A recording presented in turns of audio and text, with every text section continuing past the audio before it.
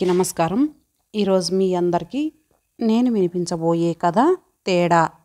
రచయిత కాలువ మల్లయ్య గారు. ఇక కథలోకి వెళితే, ముఖం వేలాడేసుకొని కాళ్ళీడ్చుకుంటూ ఇంటికొచ్చి తాళం తీశాడు రామం. తలుపు తీసుకొని లోపలికెళ్తూ కాళ్ళ క్రింద పడ్డ లేఖను చేతిలోకి తీసుకున్నాడు.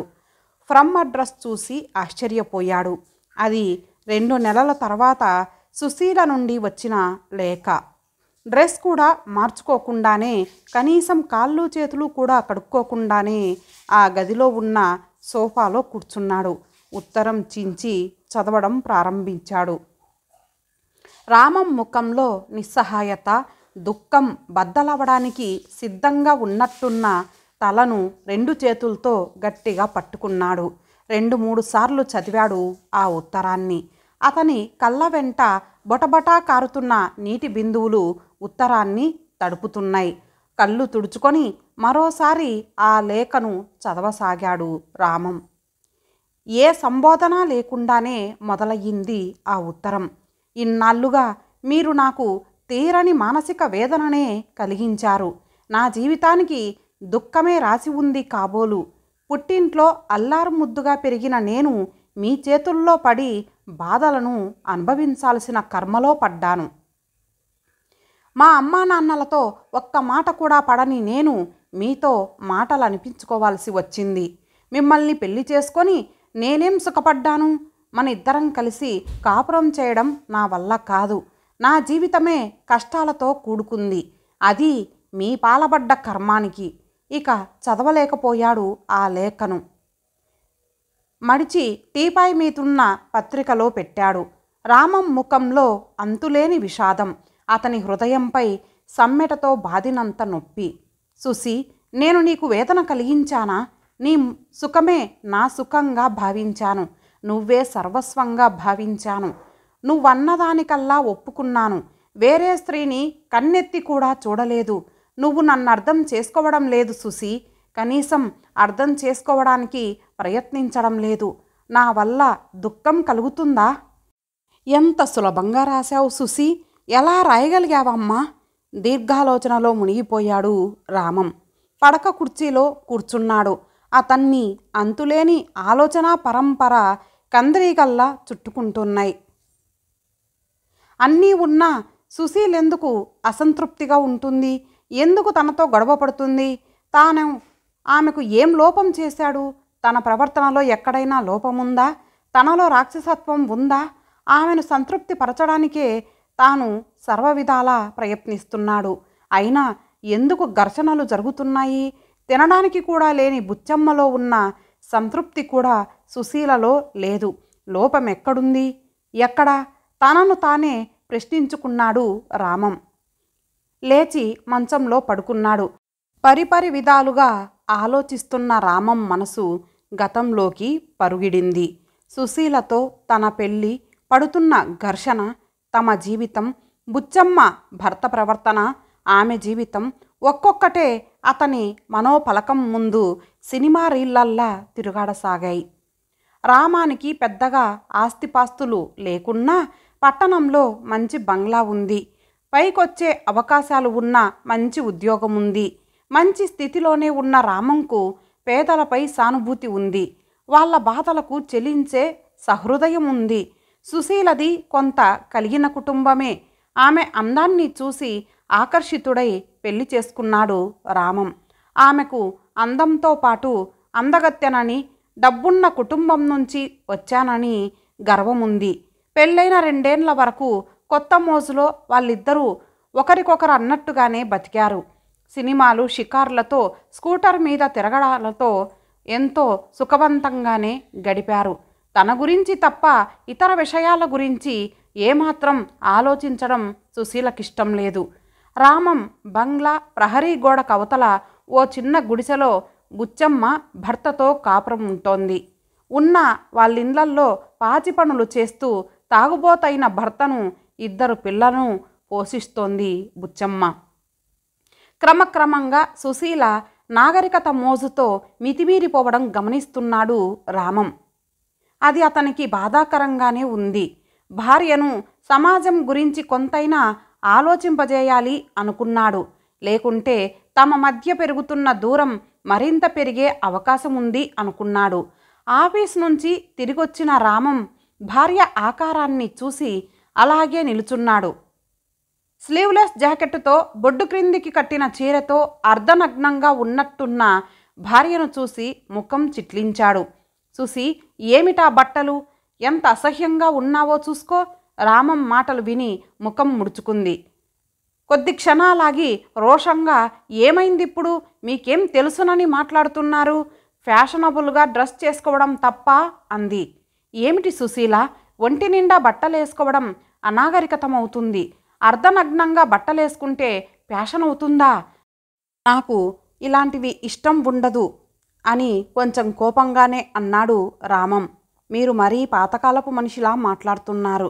క్లబ్బులో ఎంతమంది ఇలా డ్రెస్ చేసుకోవడం లేదు? నన్ను మరీ ముసలమ్మలా ఉండమని ఆదేశించకండి. నాకు ఈ మాత్రం స్వేచ్ఛైనా ఉండనివ్వండి అంది సుశీల. అవి సూటిగా రామం హృదయానికి తాకాయి. సుశీ, అసలు స్వేచ్ఛ అంటే ఏమిటో నీకు తెలుసా? స్వేచ్ఛ అనేది అసభ్యంగా డ్రెస్ చేసుకున్నంత మాత్రాన రాదు. స్వేచ్ఛ అనేది భావనలలో రావాలి, ఆత్మాభిమానంలో ఉండాలి, హక్కుల సాధనలో ఉండాలి. నీకిలా దుస్తులు ధరించడంతోనే స్వేచ్ఛ ఉందనిపిస్తే అలాగే ఉండు. ఈ విషయంలో నేనేం జోక్యం చేసుకోను అన్నాడు. మీ బీసీ కాలం నాటి భావాలకు ఓ సెల్యూట్. నాకెలా ఉండాలో తెలుసు అని విసురుగా అక్కడ్నుంచి వెళ్ళిపోయింది సుశీల. రోజు రోజుకు సుశీలకు స్నేహితురాళ్ల సంఖ్య పెరుగుతోంది. దానికేం అభ్యంతరం చెప్పలేదు రామం. క్లబ్బులకెళ్లడం ఎక్కువయ్యింది. దేనికి అభ్యంతరం చెప్పలేదు. అనవసర ఖర్చులు, ఆడంబరాలను చాటుకోవడానికి పెట్టే దుబారా రోజు రోజుకు పెరుగుతోంది. సుశీల, డబ్బున్నది అనుభవించడానికే నేను కాదనడం లేదు. డబ్బు ఖర్చవుతుందని నేను చెప్పడం లేదు. కానీ డబ్బును అనవసరంగా ఖర్చు చేయడం నాకిష్టం లేదు. ఈ క్లబ్బుల్లో, మహిళా మండళ్లలో ఏవైనా ఉపయోగకరమైన కార్యక్రమాలు చేస్తే నువ్వు ఎంత ఖర్చు చేసినా నాకు బాధ లేదు. కానీ కేవలం ఎంజాయ్మెంట్ కోసమే అన్నట్టు నడిచే ఈ క్లబ్బుల ప్రయోజనమేమిటో చెప్పు. కృత్రిమ ఆడంబరాల కోసం డబ్బును నీళ్లలా ఖర్చు చేయడం ఏం బాగుంటుంది? స్త్రీల హక్కుల కోసం, సామాజిక న్యాయం కోసం పాటుపడే సంస్థలు కొన్నున్నాయి. నీకు సమాజ సేవ చేయాలని ఉంటే అందులో చేరు. ఇలాంటి వాటి కోసం డబ్బు ఖర్చు చేయడం నాకిష్టం లేదు అంది. రామం మాటలకు శివంగిలా లేచింది సుశీల. తలకు మాసిన కూటికి లేని స్త్రీలు చేసే దేశసేవలు చేయడం నాకిష్టం లేదు. సేవ కోసం నేను క్లబ్బులకెళ్ళడం లేదు. నాకిలాంటి క్లబ్బులంటేనే ఇష్టం. మీ ఇష్టం ఉంటే రండి, లేకుంటే లేదు. నాకు మాత్రం అభ్యంతరం చెప్పకండి అంది కోపంగా. సుశీల, నువ్వు కోరుకున్న దానికంటే ఎక్కువ స్వేచ్ఛే నీకిచ్చాను. అయినా అది నేను నీకివ్వడమేంటి? నా ఉద్దేశంలో స్త్రీ పురుషుడి కంటే ఎందులోనూ తక్కువ కాదు. నేను నిన్ను నువ్వని పిలుస్తుంటే నువ్వు నన్ను మీరని పిలుస్తున్నారు. ఈ తేడా నాకేం అవసరం లేదు. అనవసర గౌరవం కంటే ప్రేమగా ఒకరినొకరు నువ్వులతో పిలుచుకుంటేనే మంచిది. ఈ విషయం నీకు తెలియనే తెలియదు. అసలు స్వేచ్ఛ అంటే ఏమిటో కూడా తెలియకుండా పై మెరుగులనే స్వేచ్ఛ అనుకుంటున్నావు. నీకంటూ వ్యక్తిత్వం ఉండే స్వేచ్ఛను తీసుకోమంటుంటే అనవసర ఆడంబరాలకు పోతున్నావు. నాకు మీ లెక్చర్లు వద్దు. మీరు చెప్పే ఆదర్శాలు, దేశ సేవలు వద్దు. నాకిలా బతకడమే ఇష్టం. దయచేసి ఈ విషయంలో మీ జోక్యం వద్దు. మీ డబ్బు ఖర్చవుతుంది అనుకుంటే మా నాన్న దగ్గర నుండి తెచ్చుకుంటాను, లేదా నా కట్నం డబ్బును ఉపయోగించుకుంటాను తెగేసి చెప్పింది సుశీల. భార్యను మెల్లెమెల్లగా మార్చుకోవచ్చునని తానే సర్దుకుపోతున్నాడు రామం. ఓ రోజు ఆఫీస్ నుంచి వచ్చిన భర్తతో, నాకు 2 నెలల నుండి ముట్టు రావడం లేదండి అంది సుశీల. కంగ్రాచులేషన్స్ సుశీ, మనం అమ్మానాన్నలం కాబోతున్నందుకు ఎంతో సంతోషంగా ఉంది అని భార్యను కౌగిలించుకొని ఆప్యాయంగా ముద్దు పెట్టుకున్నాడు రామం. భర్త సంతోషంతో ఏమాత్రం పాలు పంచుకోలేదు సుశీల. అతని కౌగిలిని విడిపించుకొని, నేను అబార్షన్ చేయించుకుంటాను అంది. ఆ మాటలకు రామం హృదయం భగ్గున మండింది. ఎందుకు అన్నాడు కోపంగా. మనకప్పుడే పిల్లలెందుకు, మనకు పిల్లల్ని కనే వయసేం దాటిపోలేదు కదా, పిల్లలుంటే అన్నిటికీ ప్రతిబంధకమే, ఇంకో 3-4 వరకు మనకు పిల్లలొద్దు అంది సుశీల. పిల్లలుంటే ఎంజాయ్కి ఆటంకమా? ఆ ఎంజాయ్మెంట్ ఏదో ఈ 3 చేసింది చాలు. ఇదివరకే ఓసారి అబార్షన్ చేసుకున్నావు, మళ్ళీ చేసుకోవడం నాకు ఇష్టం లేదు. అసలు స్త్రీ జీవితానికి సంపూర్ణత్వము ఎప్పుడొస్తుందో తెలుసా? ఆమె తల్లి అయినప్పుడే. నా మాట విని ఆ ఆలోచన వదులుకో. ఇప్పుడు ఇలా చేస్తే మనం కావాలనుకున్న పిల్లలు కలగకపోవచ్చు. అలాంటి కేసులెన్నో ఉన్నాయి. నా మాట విను అన్నాడు రామం. నాకప్పుడే పిల్లల అవసరం లేదు. ఇప్పట్నుంచి వాళ్లతో జంజాటం నేను భరించలేను. మీవి పాత బుద్ధులు. నేను అబార్షన్ చేయించుకుంటాను. ఆ మాటలతో కోపంతో పైకి లేచాడు రామం.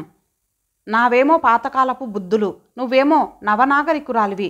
నాగరికత వేషంతో రాదు, ప్రవర్తనతో తెలుస్తుంది, చేసే పనులతో తెలుస్తుంది.